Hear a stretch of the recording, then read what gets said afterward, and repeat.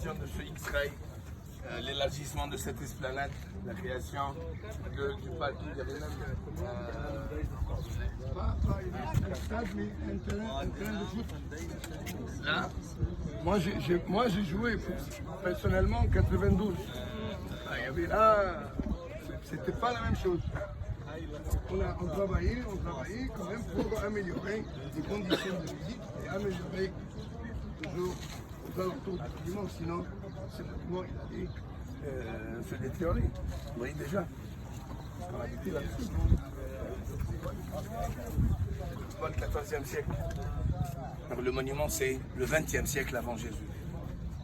Donc, pour installer des monuments comme ça, c'était pas 10 ans, c'était des siècles. 20e siècle au 4e siècle. 16 siècles. Ça, je parle de la durée de la construction à l'époque même. Du 20e au 4e avant Jésus. Ça n'empêche que Alexandre, quand il est arrivé, il a rajouté des constructions. Alexandre de Macédoine, Alexandre le Grand. Bon, c'est pas pharaonique.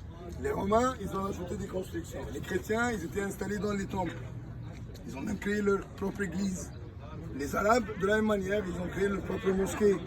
Ils ne savaient pas que les temples ont été engloutis, mais ont été enterrés. Tout dépend des âges, des époques. Ça veut dire que ce monument, il pourrait être menacé par le sable pendant quelques temps et menacé par la clusinite pendant d'autres temps. Et on voyait des vraies photos et des vraies peintures qui représentaient l'image du monument au 19e siècle et au début du 20e siècle. Fin 19e siècle, début du 20e siècle. Pourquoi? Parce qu'il n'y avait pas eu encore l'installation des barrages. Les Anglais, ils ont installé le premier barrage 1898, 1900. Ma sœur, il a installé le deuxième barrage 1960. Donc, du coup, ça impacte sur les monuments situés dans l'année 8+.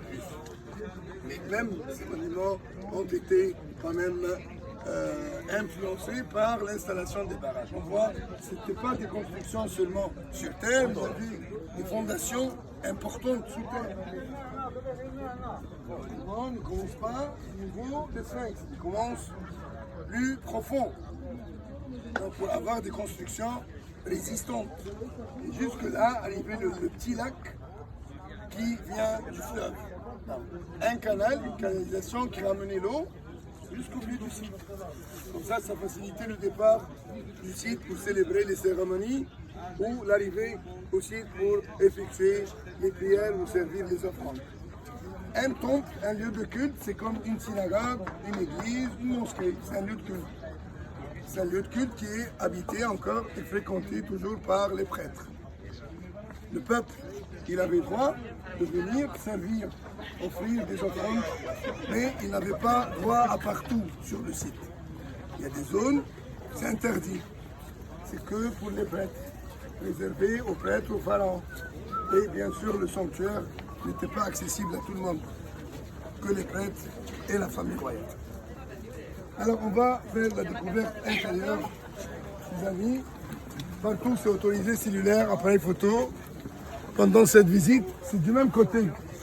Quand on rentre là, ça veut dire le même trajet qu'on va faire, on ne va pas louper grand chose. Si on oublie de prendre une photo à l'aller, on va la choper au retour.